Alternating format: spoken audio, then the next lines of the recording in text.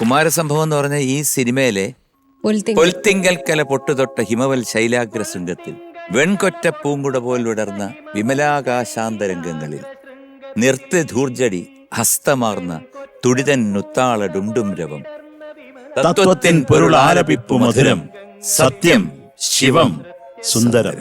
ഇതാണ് എന്റെ ജീവിതത്തിൽ ആദ്യമായിട്ട് ഞാൻ ഗാനമേളയ്ക്ക് പാടുന്നത്.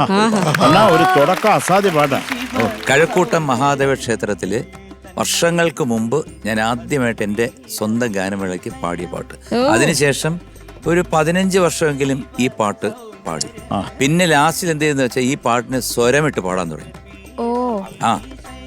സ്വരമിട്ട് പാടി. അതെ ഗരിസനിധനി റിസനിധപദ സനിധപമപ ഗരിസരിസനിധപദാനി സത്യശിവ സൗന്ദര്യം. മഞ്ജരിയൊക്കെ എന്റെ കൂടെ പാടിയിട്ടുണ്ട്. അല്ല എന്നിട്ട് കേട്ടോ എന്റെ കോമഡി കേട്ടോ. അത് കേക്ക്, അതാ വേണ്ടത്. അത് ഇത് ഒരുപാടുണ്ട്. ഇത് അണ്ണനങ്ങ് ഇംപ്രവൈസ് ചെയ്തങ്ങ് എന്നൊക്കെ പറഞ്ഞിട്ട്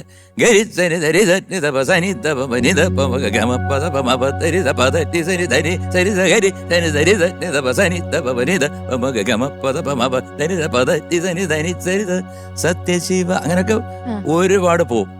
അപ്പം സെനറ്റ് ഹാളില് ദേവരാജൻ മാസ്റ്റർ ഫ്രണ്ടിലിരിക്കുക.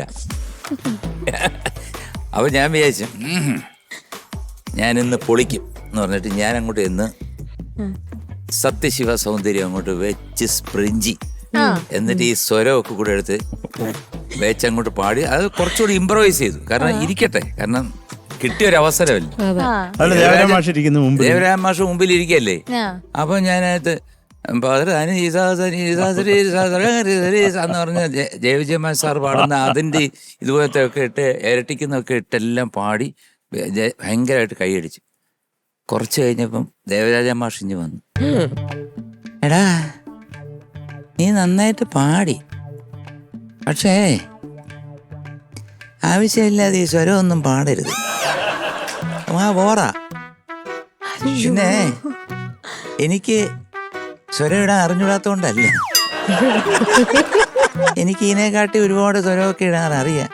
അതുകൊണ്ട് നീ അടുത്ത തവണ പാടുമ്പോ പാട്ടങ്ങ് പാടിയാ മതി.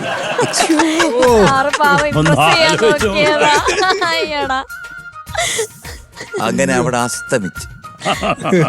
ഒന്നും പറഞ്ഞില്ല.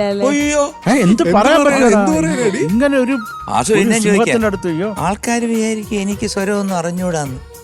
നീ എന്തുവാ അപ്പൊ ചെയ്യുന്നതെന്നൊക്കെ ചോദിച്ചു. അയ്യോ എനിക്ക് ആ മൂമെന്റ് ഒന്നും അറിഞ്ഞൂടാ. പിന്നെ ഒരു മാസം കഴിഞ്ഞാ പറഞ്ഞ വാക്കുകളൊക്കെ എന്റെ മനസ്സിൽ തെളിയുന്നു. അത്രയും 1 മാസം സംഭവിച്ചെന്ന് അറിഞ്ഞൂടാ.